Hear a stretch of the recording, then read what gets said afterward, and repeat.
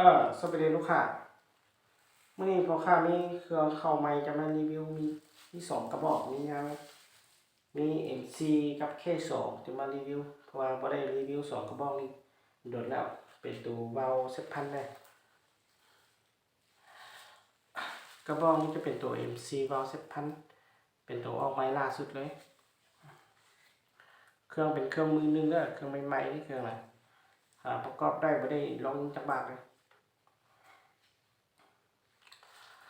ตัวนี้จะเป็นตัว MC แต่ว่ากระบอกนี้จะใส่เป็นวาล์วเซ็ตพันวาล์วปรับในวาล์วเซ็ตพันนะวาล์วเซ็ตพันแล้วก็ถังลมมันจะใส่เป็นถังอารู 0.42 กล้องซองมันจะใส่เป็นกล้อง Discovery ขนาดของกล้องเนี่ย3-12 คูณให้42เป็นกล้องที่มีไฟเลนส์มีทางกล้องนะมีไฟมีสีฟ้าแล้วก็สีแดงนะมี2สีนะแล้วก็เรามันจะเป็นเราเบอร์2นะเราเป็นเราเล็กบ่แม่นเราทองนะเราเป็นเราที่ฮ่องกงตัวเรานี่มีรับประกันให้ลูกค้า6เดือนนะลงเรา12เกี่ยวแล้วก็เครื่องก็มีปลายทางให้ลูกค้าเครื่องสามารถเก็บปลายทางให้ลูกค้านะเครื่องงามมือนึงระดับนี้นะถ้าว่าลูกค้าอยากได้ตัวใหม่กว่านี้ที่บ่ได้ประกอบทางห้างเขาก็มีให้นะลูกค้าที่เอาไปประกอบเองเขาก็มีให้ตัวนี้จะเป็นตัวที่มีแม็กใส่ลูกนะแม็กใส่ได้11ลูกนะตัวโม่ใส่ลูกนะแล้วก็ทั้งไทยนี่ก็พับได้หรือได้ตัวไทยสามารถพับแบบนี้เลยพับแบบนี้นี่แล้วก็สามารถตัวไทยนี่สามารถดึงเข้าออกได้เลยพี่แล้วเขาจับตัวนี้เอาดึงแต่มันจะข้างเลยถ้าปล่อยมันจะข้าง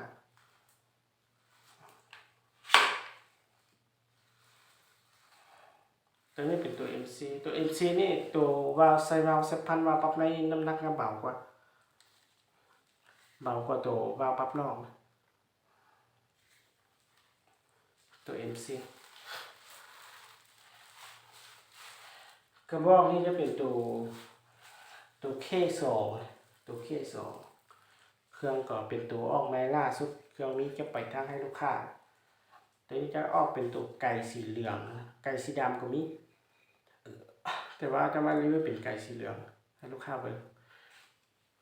วาล์วเป็นวาล์วเซ็ตพันวาล์วปรับในแล้วก็ถังลมก็จะใส่กันถังเป็นถังอารู 0.42 กล้องซองก็เป็นกล้อง Discovery ขนาด3-12 คูณให้42เป็นตัวที่มีไฟเลนส์ตัวนี้เราก็จะใส่เป็นเราเล็กเราเบอร์2นะเรายาว50เซนเรา12เกี่ยวตัวเรานี่ไม่รับประกันให้ลูกค้า6เดือนเลยเครื่องใหม่มือนึงเลยนะก็คือว่าอะไรถ้าว่าลูกค้าอยากได้ตัวใหม่กว่านี้จะบ่ได้ประกอบทั้งห้างเขาก็มีเครื่องก็เป็นตัวที่มีแม็กใส่ลูกใส่ได้11ลูกใส่ได้11ลูกแล้วก็ทั้งไทยนี่ก็สามารถพับได้ดึงได้ทั้งไทยตัวนี้เขาเอิ้นว่าตัว K2 นะตัวนี้นะตัว K2 วาล์วเซ็ตพันแล้วก็ตัวนี้เป็นตัว MC วาล์วเซ็ตพันวาล์วนี่ใส่ขึ้นกันเลยแต่ว่าสองกระบอกนี้จะต่างชุดนี้บ่ได้ขึ้นกันนะส่วนตัวลาวกับตัวกล้องซองถังลมวาล์วเป็นอย่างคือเดี๋ยวว่าต่างแต่ชุดนี้แล้วก็ราคาก็บ่ได้ขึ้นกันตัวนี้จะสูงกว่าตัว K2 นี่จะสูงกว่าตัว MC หน่อยนึงถ้าว่าลูกค้ายังพูดราคารายละเอียดก็มีแต่แซบหาพอค่าทั้งเบอร์ WhatsApp นะพอค่าที่เขียนเบอร์ WhatsApp ไปลูกค้าแซบหาเครื่องนี้สามารถเก็บไปทางให้ลูกค้าได้นะลูกค้าสนใจรายละเอียดก็สอบถามทางเบอร์ WhatsApp ได้